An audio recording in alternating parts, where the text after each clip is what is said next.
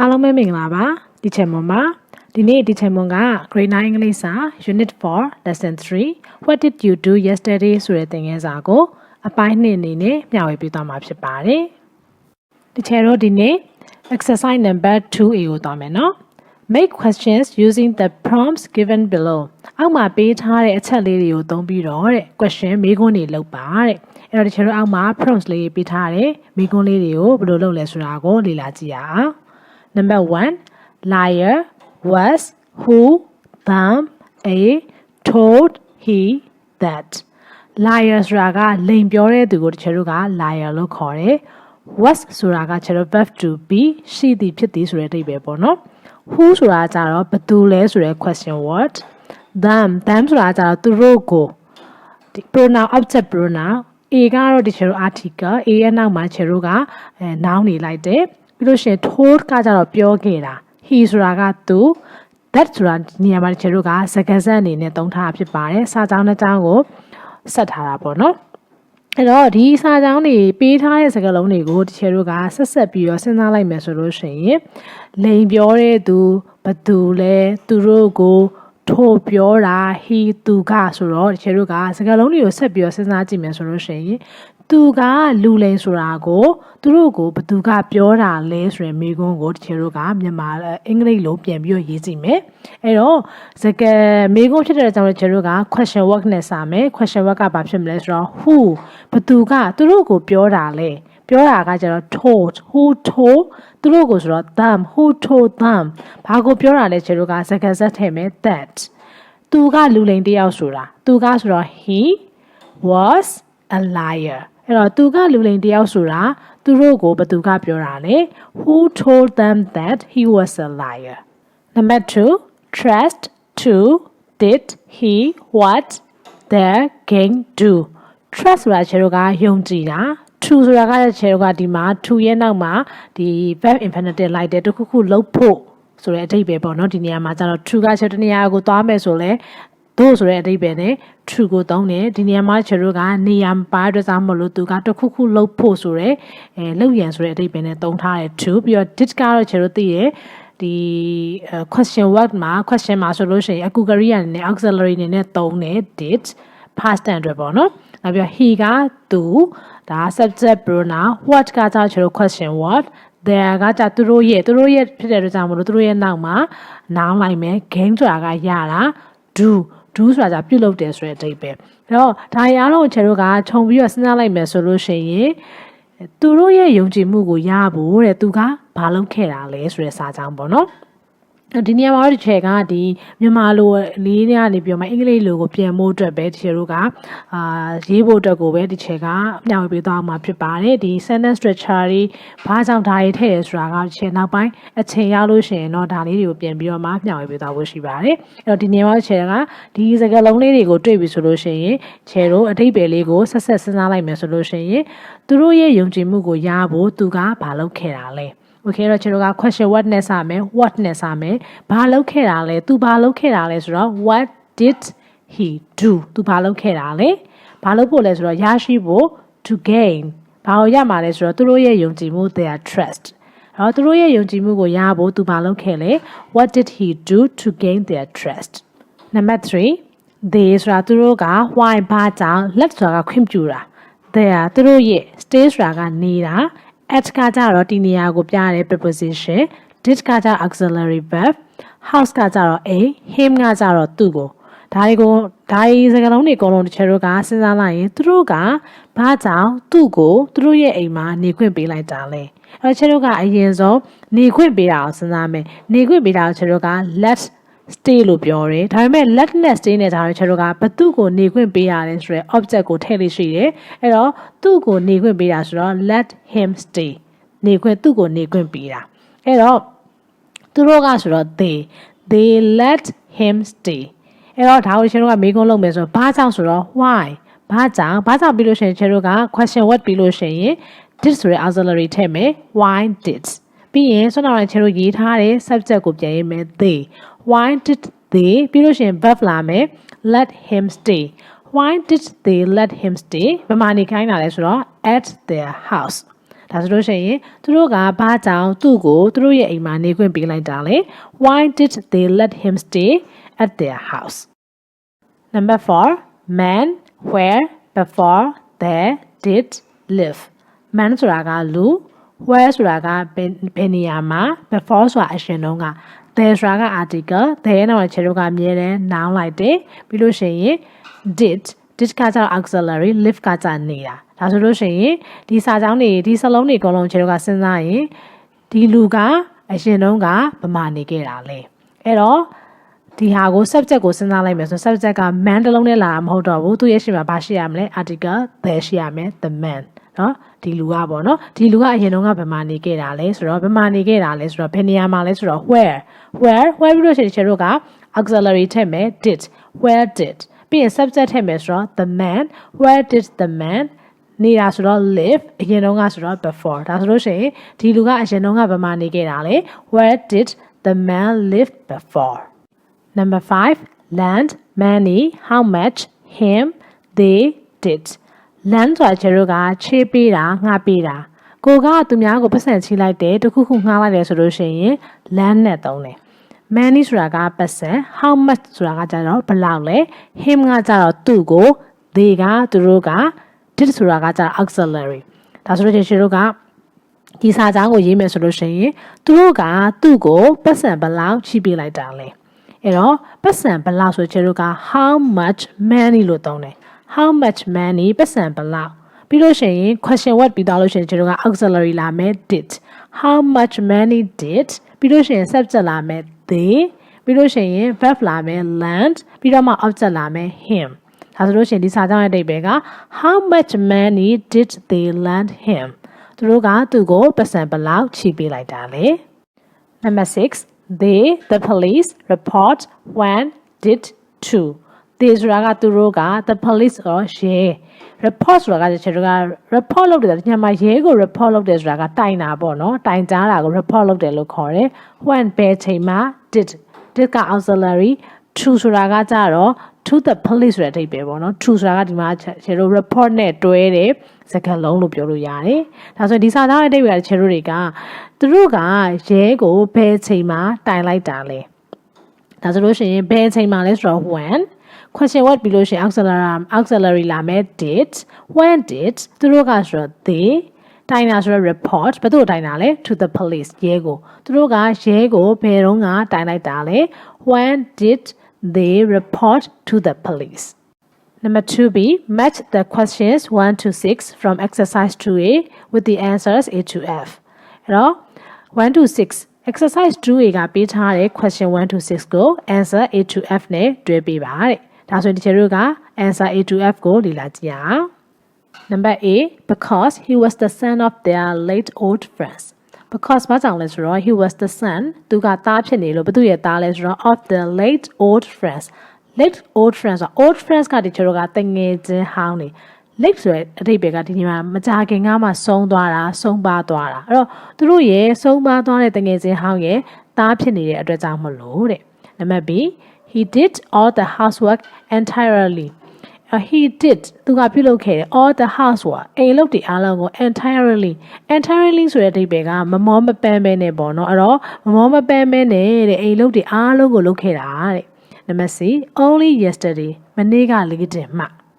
နံပါတ် D all the money they had သူတို့မှာရှိတဲ့ပတ်စံတွေအားလုံးဘယ်လောက်လဲဆိုတော့1 million just အဲ့တော့ဒီနေရာမှာခြေတို့ကဒီကိန်းဂဏန်းတွေကိုနာမည်ဘယ်လိုခေါ်လဲဆိုရင်ဒါကခြေတို့က1 million လို့ခေါ်တာပေါ့နော်အဲ့တော့တစ်ချက်ဆိုရင်ခြေတို့က1 10ဆိုလို့ရှိရင်10 100ဆိုရင်100 1000ဆိုလို့ရှိရင်1000ဒါဆိုရင်1000ဆိုရင်ခြေတို့က10000တသိန်းဆိုလို့ရှိရင်100,000တသန်းဖြစ်သွားလို့ရှိရင်ကျွန်တော်က100,000ပြီးတော့1000ဆိုတာမရှိတော့ဘူး။ဘာလဲဆိုတော့1 million ဖြစ်သွားပြီ။အဲ့တော့1 million ဒီမြန်မာလိုတသန်းတနည်းအားဖြင့်10သိန်းကိုခေါ်တာဖြစ်ပါတယ်။နောက်ပြီးတော့နံပါတ် E one of their neighbors သူတို့ရဲ့အိမ်နီးနားချင်းတွေကတယောက်နံပါတ် F at an orphanage ဆိုတဲ့အဓိပ္ပာယ်တချို့တွေကဒီမိဘမယ်ကျောင်းပေါ့နော်မိဘမယ်ကျောင်းမှာတဲ့ဒါဆိုလို့ရှိရင်အရင်ဆုံးကိုယ်ဘာသာကိုစဉ်းစားကြည့်ပါ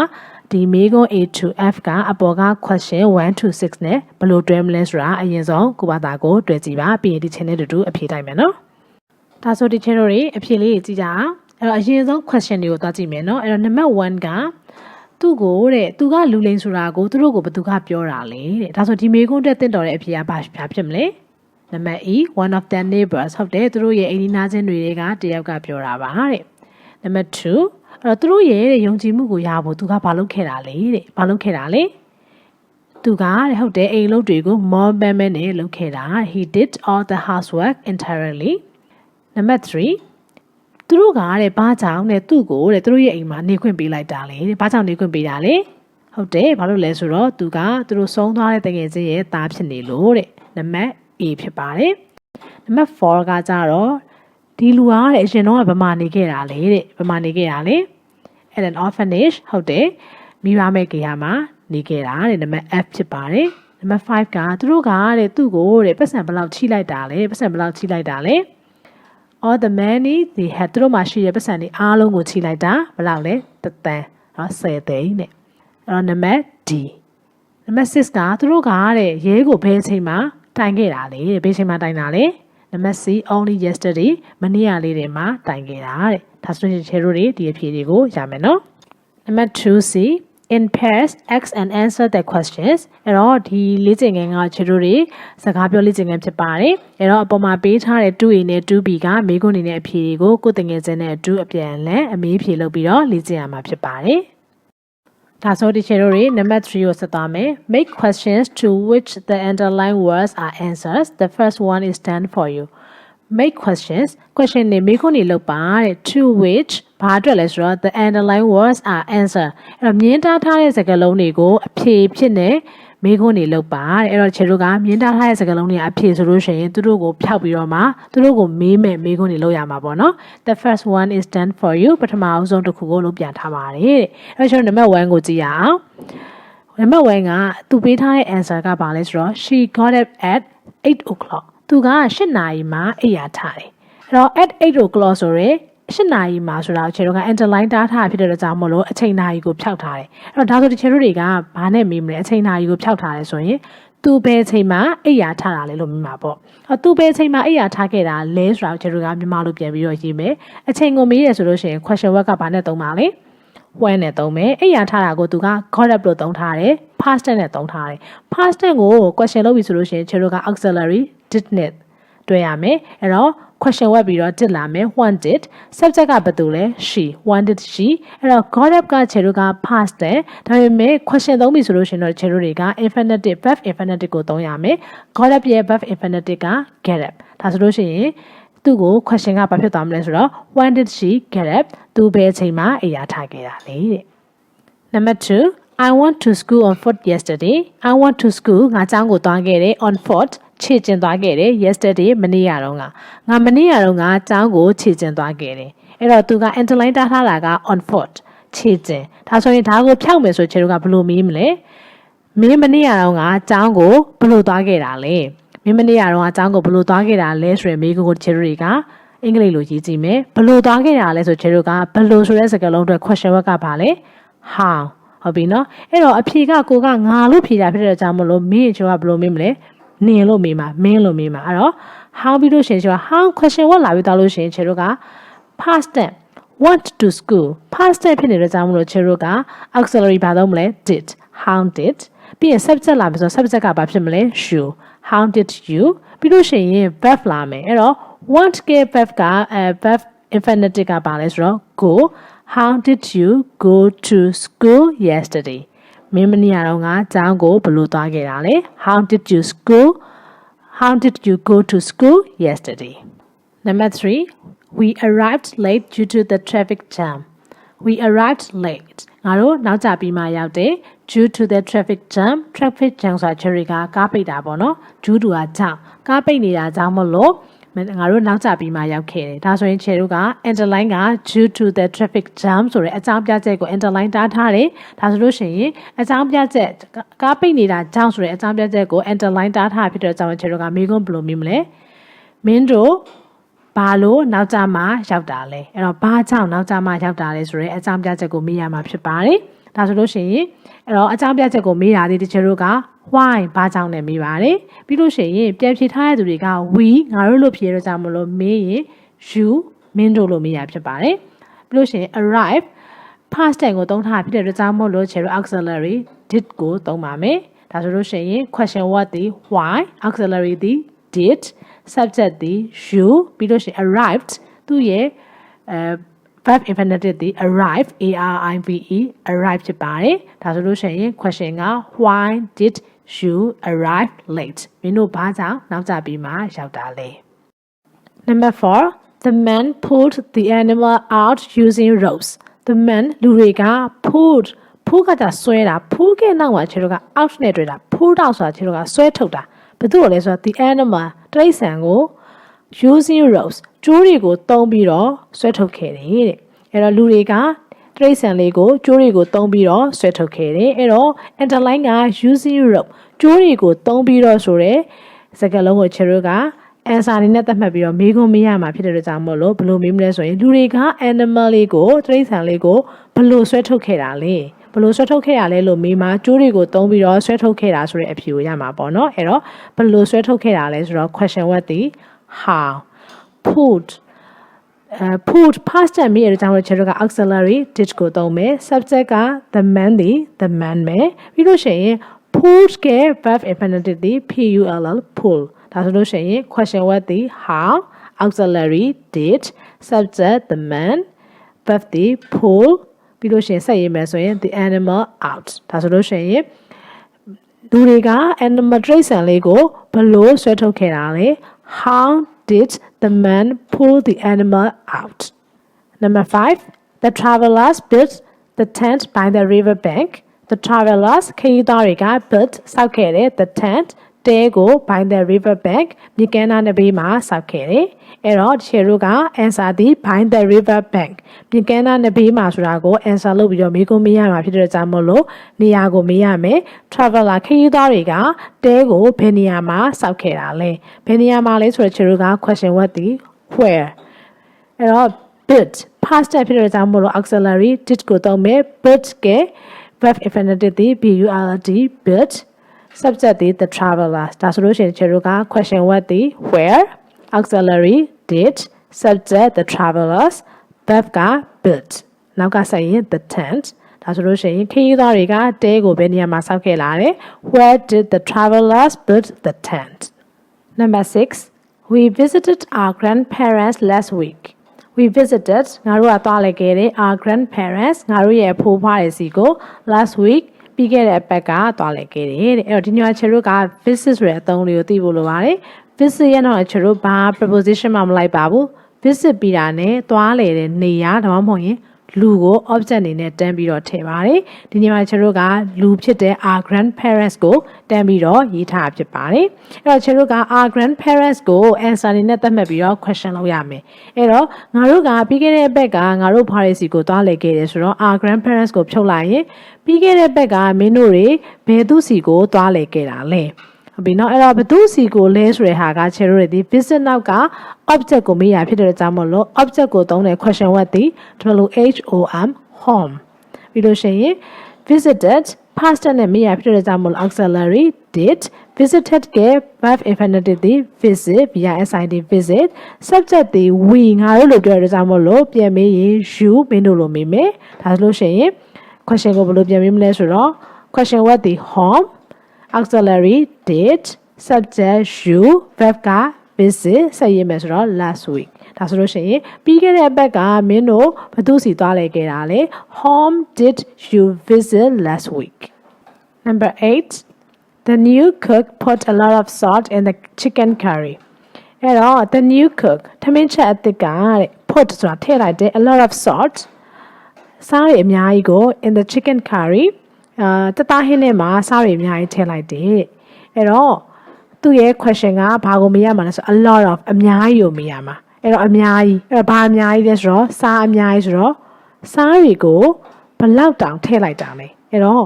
ထမင်းချက်အသစ်ကတဲ့စသားဟင်းတွေကိုစားဘလောက်တောင်ထည့်လိုက်တာလဲစားဘလောက်တောင်ထည့်လိုက်တာလဲလို့မိမချရီကစားတွေအများကြီးထည့်လိုက်တာဆိုရင် a lot of ဆိုတဲ့စကားလုံးထွက်လာမှာပေါ့နော်အဲ့တော့စားဘလောက်တောင်မှလဲဆိုတဲ့ဟာကိုမေးတဲ့ question word ဒီ how much နောက်ကနေ salt ထည့်မယ် how much salt စားဘလောက်တောင်မှ ဟုတ်ပြီနော်အဲ့တော့ဒီမှာ put put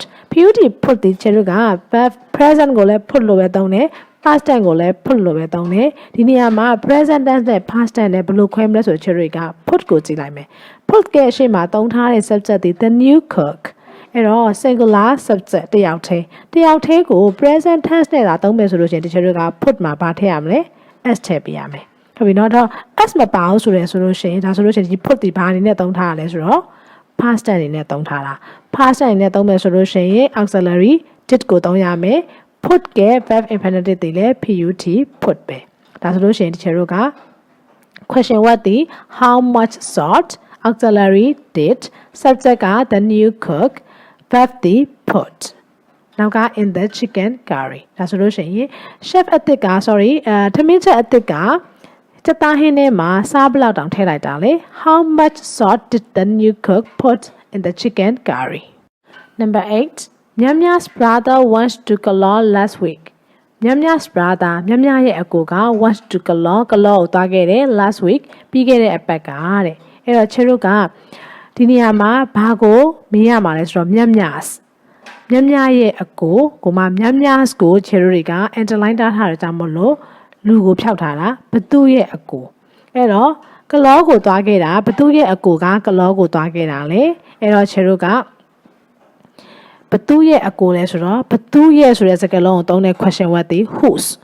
ကချေတို့တွေက whose တလုံးနဲ့လိုက်လို့မရ whose ကနောက်မှာနောင်လိုက်ရပါတယ် whose brother ဘသူရဲ့အကိုလဲတဲ့အဲ့တော့ချေတို့ကမြတ်ရဲ့အကိုဒီ subject ဖြစ်နေပါတယ် subject ကိုမေးတာဖြစ်တဲ့အတွက်ကြောင့်မလို့ whose brother လို့ subject ကို question word နဲ့ပြန်သုံးထားတဲ့အတွက်ကြောင့်မလို့ချေတို့ကသူ့ရဲ့နောက်မှာအထွေအထူး auxiliary လိုက်เสียမလို့တော့ဘူး subject ကိုမေးတာဒီအနောက်ကနေ verb တန်းလိုက်လို့ရပါတယ် whose brother went to Kalor last week ပြီးခဲ့တဲ့ဘက်ကကလောကိုသွားခဲ့တာဘသူအကိုလဲ number 9 my dad chose the blue jacket for my brother my dad ငါဖေက chose ရွေးချယ်ခဲ့တယ် the blue jacket အပြာရောင် jacket ဆိုတာချေတို့ကအနွေးတယ်ပေါ့နော်ဒီမှာအပြာရောင်အပေါ်ဝတ်အနွေးတယ်ကို for my brother ငါရဲ့အကိုအတွက်အပြာရောင် jacket ကိုရွေးချယ်ခဲ့ပါတယ်တဲ့အဲ့တော့ချေတို့တွေကဘာကို line တားထားရလဲဆိုတော့ the blue အပြာရောင်ကိုအဲ့တော့ jacket တွေအများကြီးရှိတဲ့အထက်မှာဘယ် jacket ကိုရွေးခဲ့တာလဲဘယ် jacket ကိုလဲဆိုချေတို့ကအများကြီးတွေကရွေးချယ်စရာတွေကတစ်ခုကိုမေးတာဆိုချေတို့က question word ဘာကိုသုံးလဲဆိုတော့ which အဲ့တော့ which ကိုမှချေတို့က which တစ်ခုတည်းတစ်လုံးနဲ့လည်းသုံးလို့ရတယ်လို့သူ့ရဲ့နောက်မှာ noun လိုက်လို့လည်းရပါတယ်ဒီမှာကသူက the blue jacket လို့ပြောထားတဲ့ကြောင့်မလို့ the blue ကိုပဲ line တားထားတာဖြစ်လို့ချေတို့က the blue ကို which နဲ့မေးလိုက်ပြီဆိုလို့ရှိရင်သူ့ရဲ့နောက်ကချေတို့က jacket လိုက်လို့ရပါတယ် which jacket ဘယ် jacket ကိုတဲ့အဲ့တော့အဖေကအကိုအတွက်ငါအကိုအတွက်ဘယ် jacket ကိုရွေးခဲ့တာလဲနင့်အဖေကနင့်အကိုအတွက်ဘယ် jacket ကိုရွေးခဲ့တာလဲဒါဆိုလို့ရှိရင်ဘယ် jacket ကိုလဲဆိုတော့ which jacket ရွေးခဲ့တာဆိုတော့ choose ဒီ choose က past tense ဖြစ်ပါတယ်ဒါကြောင့်ကျွန်တော်က auxiliary did ကိုခေါ်မယ် chose ရဲ့ chose က verb infinitive ဒီ choose အဲ့တော့ my dad ငါအဖေလို့ပြောတာဖြစ်တဲ့အတွက်ကြောင့်မို့လို့ပြန်ပြီးတော့မင်းအဖေ your dad အဲ့တော့နင့်အကိုငါအကိုအတွက်လို့မေးထားဖြစ်တဲ့ကြောင့်လို့ပြန်ပြီးတော့မင်းကိုအတွက် for your brother ဒါဆိုလို့ရှိရင်ကျွန်တော်က question word ဒီ which jacket auxiliary did subject ဒီ your dad verb ဒီ choose ပြီးလို့ရှိရင် for your brother ဒါဆိုလို့ရှိရင်နင့်အဖေကနင့်ကိုအတွက်ဘယ် jacket ကိုရွေးခဲ့တာလဲ which jacket did your dad choose for your brother number 10 Momo won the first prize in the drawing competition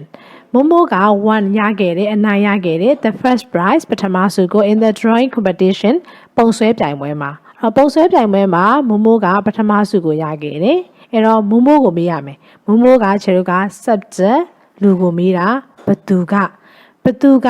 ပုံဆွဲပြိုင်ပွဲမှာပထမရခဲ့တာလေဘသူကလဲဆိုတော့ခြေတို့က who ကိုမေးမယ် who ကို subject လူအနေနဲ့မေးမယ်ဆိုလို့ရှိရင်သူ့ရဲ့နောက်မှာခြေတို့က verb တန်းလိုက်လို့ရတယ်အဲ့တော့အဖြေက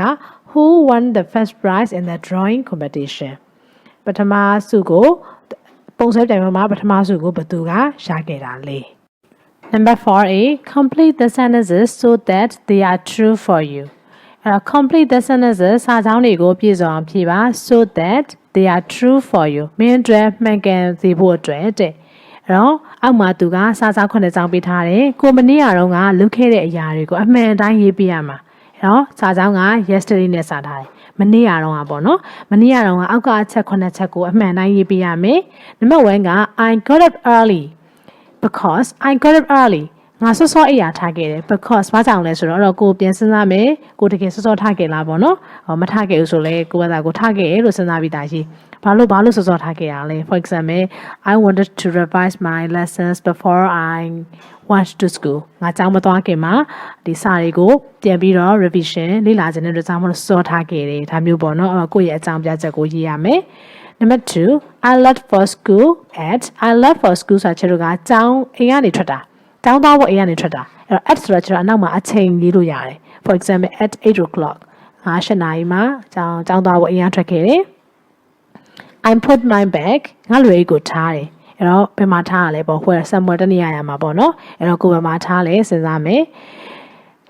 Number 4က I learned my lessons ငါရဲ့သင်ခန်းစာတွေကိုလေ့လာခဲ့တယ်။နောက်ကကြိုက်တာရေးလို့ရတယ်။ဘယ်လိုလေ့လာရလဲ။ရေးမလား။နောက်ဘယ်သူနဲ့လေ့လာရလဲရေးမလား။ဟုတ်ပြီနော်တခုခုရေးလို့ရတယ်။ Number 5 I had lunchငါနေ့လည်စာစားခဲ့တယ် with ဆိုတာတယောက်ယောက်နေပေါ့နော်။ with my friends လို့ရေးမလား။ဒါမှမဟုတ်ရှင်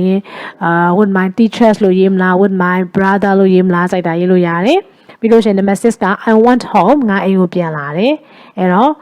I want home အချိန်တိုင်းရေးချင်လဲရေးလို့ရတယ်ဒါမှမဟုတ်ရှင်with my brother လို့လည်းရေးလို့ရတယ်ဒါမှမဟုတ်ရှင်on foot ခြေချင်ပြန်လာခဲ့တယ်ဒါမျိုးလည်းရေးလို့ရတယ် number 7က I blank before I went to bed ငါအိပ်ရာမဝင်ခင်မှာ I အလယ်မှာကိုလုပ်တာတခုရေးလို့ရပါတယ်အဲ့တော့ငါအိပ်ရာမဝင်ခင်မှာငါဘာလုပ်တယ်ပေါ့နော်အဲ့တော့ past tense နဲ့ရေးရမယ်ဒါကတော့ကိုယ့်ဘာသာကိုစဉ်းစားပြီးတော့ကိုတကယ်ဖြစ်ခဲ့တဲ့အကြောင်းအရာလေးတွေကိုခြာပြီးတော့ရေးကြည့်ဖို့ရဖြစ်ပါတယ်။ Number 4B make questions for the answers in exercise 4A အဲ့တော့ exercise 4A မှာဖြေခဲ့တဲ့အဖြေအတွက် question တွေလုပ်ပေးပါတဲ့ဒါကတော့ကိုဖြေခဲ့တာနဲ့ပဲသက်ဆိုင်တာပေါ့နော်ဥပမာဆောနာပြောလို့မျိုးတစ်ချက်ကငါကကျောင်းမသားခင်မှာစာတွေပြန်လုပ်ချင်တာကြောင့်မလို့အဲ့ရစောစောထားခဲ့ပါတယ်လို့ဖြေထားခဲ့လို့ရှင်ချက်ကဘယ်လိုမေးခွန်းပြန်မေးမှာလဲဆိုတော့မနေ့စောစောမနေ့ကမနေ့စောစောဘာလို့အိယာစောစောထားခဲ့တာလဲအဲ့တော့ဘာလို့လဲဆိုတော့ why ပေါ့အဲ့တော့နင်ဘာလို့မနေ့အိယာစောစောထားခဲ့တာလဲ why did you get up early ဘာလို့မနေ့စောစောအိယာထားခဲ့တာလဲဒါမျိုးပေါ့နော်နံပါတ်2မှာဆိုလို့ရှိရင်ခြေကအချိန်ကိုဖြည့်ထားတယ်ငါကအိမ်ကနေပြီးတော့မှမနေ့7နာရီမှာထွက်ခဲ့တယ်လို့ဖြည့်ထားတာဆိုတော့သူ့ကိုမေးခွန်းပြန်ပေးမယ်ဆိုလို့ရှိရင်နင်မနေ့ကတော့ငါကဘယ်အချိန်မှာအိမ်ကထွက်တာလဲဒါဆိုလို့ရှိရင်ဘယ်အချိန်မှာလဲဆိုတော့ကျွန်တော်က when နဲ့ပြန်မယ် whenနင်ဘယ်ချိန်မှာအိမ်ကထွက်လာတော့ when did you leave for school ဒါဆိုလို့ရှိရင် leave ကခြေတို့က left ကverb infinitive ပေါ့နော် when did you leave for school နင်ဘယ်ချိန်မှာအိမ်ကနေကျောင်းကိုသွားခဲ့ရလဲဒါမျိုးပေါ့နော်အဲ့တော့ number 3ဆိုရင် I put my bag ခြေကတနည်းအားဖြင့်မှာထားတယ်ပေါ့ for example under my chair ငါရဲ့ကလထိုင်အောက်မှာထားရဆိုလို့ရှိရင်နေကနေ့ရက်လွယ်ကိုဘယ်နေရာမှာထားခဲ့တာလဲဘယ်နေရာမှာလဲဆိုတော့က where နဲ့မေးမယ် where did you put your bag နေကနေ့ရက်လွယ်ကိုဘယ်မှာထားခဲ့တာလဲဒါမျိုးပေါ့နော်အဲ့တော့ဒါကကိုဘာသာကိုဘာဖြေလဲဆိုတာစဉ်းစားပြီးလို့ရှိရင်ကိုကအဲ့ဒီအဖြေအတွက်ဘယ်လိုပြန်မေးရမလဲဆိုပြီးတော့ကိုဘာသာကိုမေးခွန်းပြန်ထုတ်ရမှာဖြစ်ပါတယ်ဒါတွေအတွက်တချို့က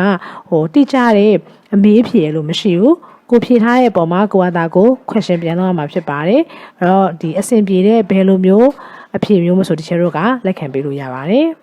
Number 4C in pairs ask and answer the questions in exercise 4B